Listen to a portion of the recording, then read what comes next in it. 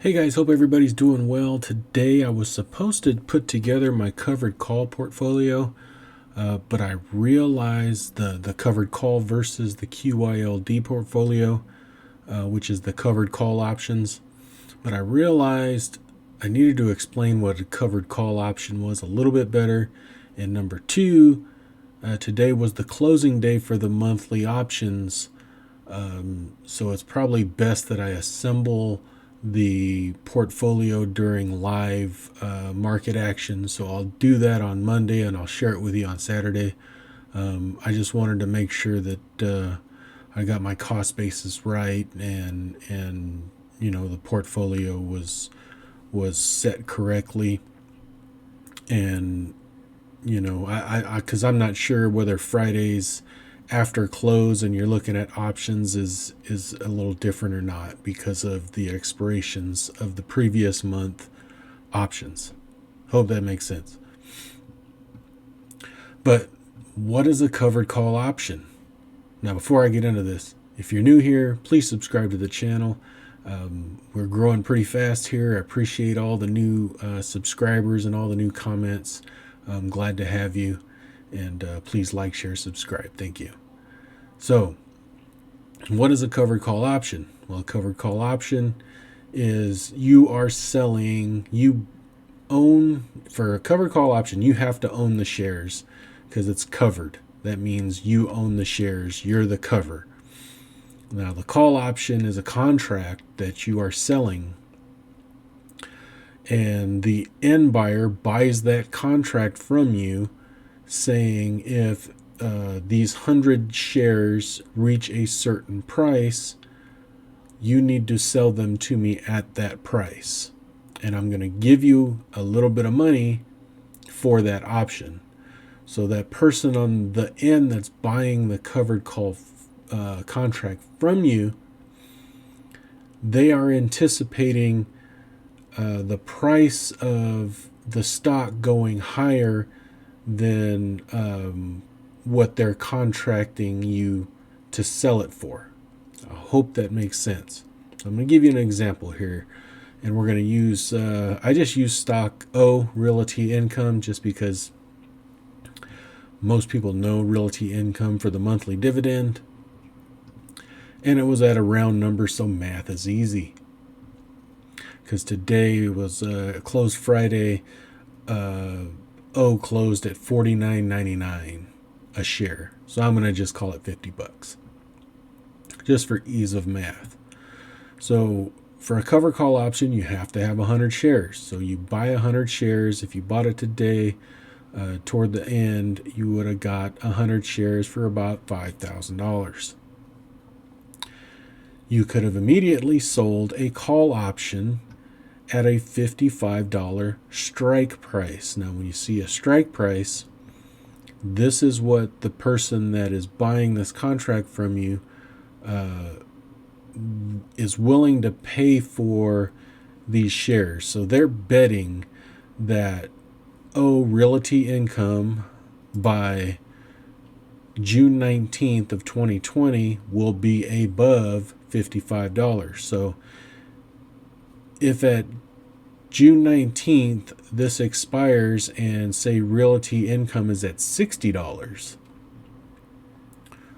you are contracted to sell these shares to this buyer for $55. Now, for that privilege, or for the risk that he's taking that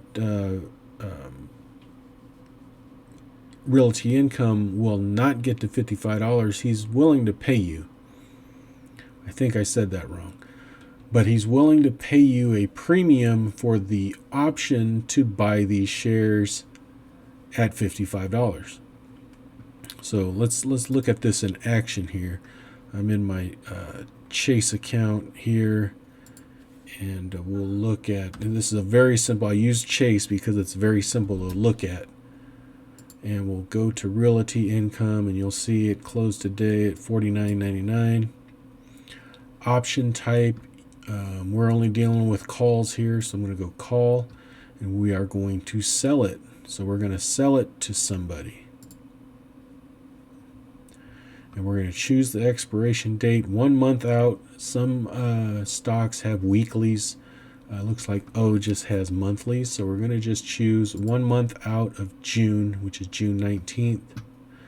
Then you choose your strike price, and here we're gonna do a 10%.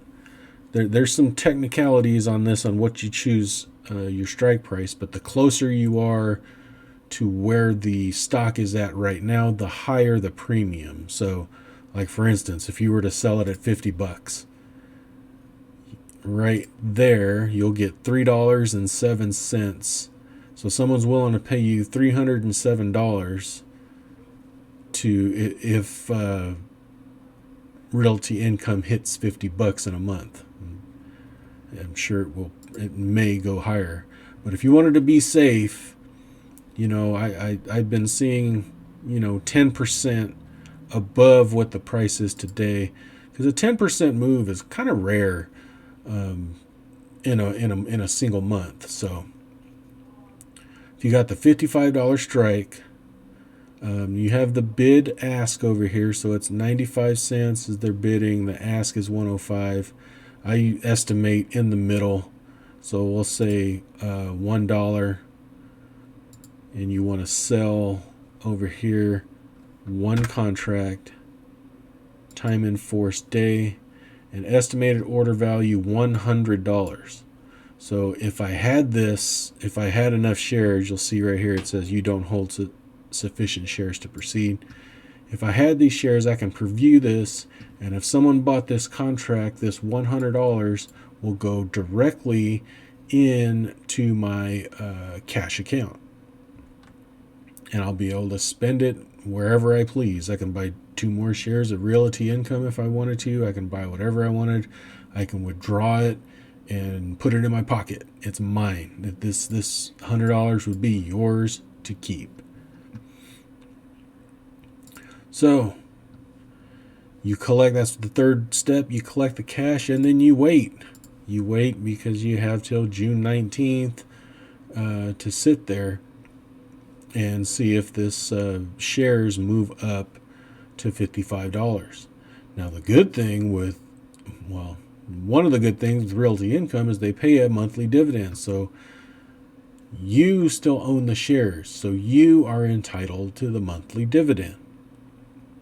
So here on page 2, I'm going to show you profit potential here. An immediate profit potential, this is what's guaranteed out of this. You'll get the call premium, which is $1 per share, so you get $100 straight into your bank.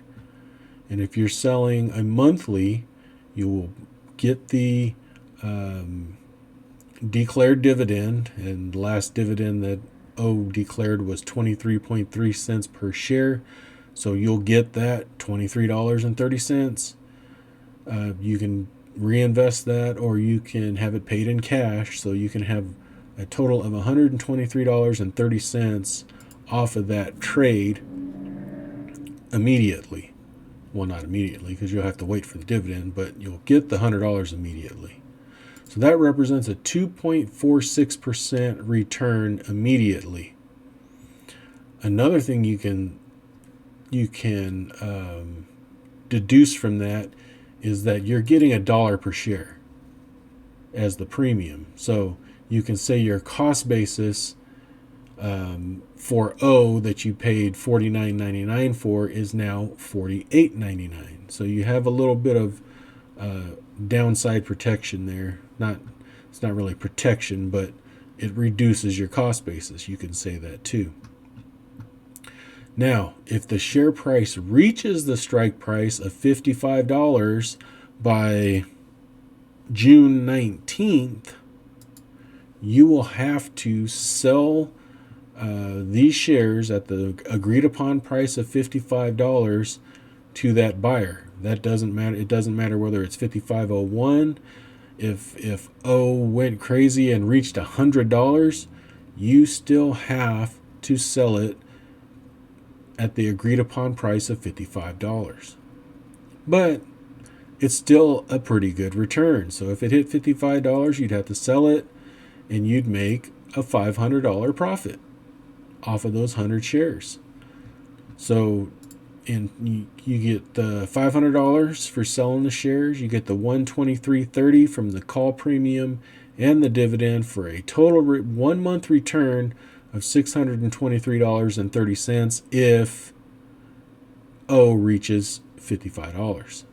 And that's a whopping 12.46% return in 1 month.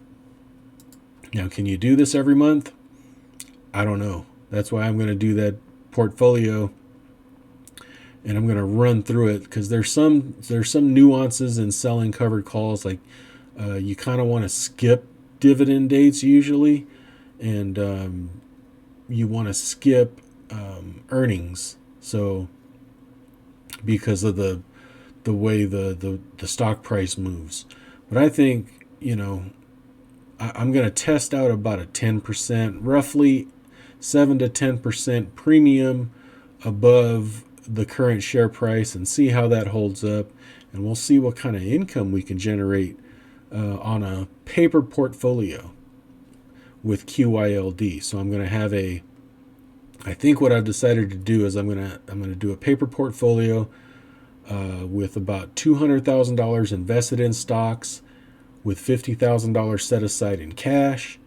And then I'm going to do a paper portfolio where the entire $250,000 is invested in QYLD, and we're going to see which way is better as far as income is concerned.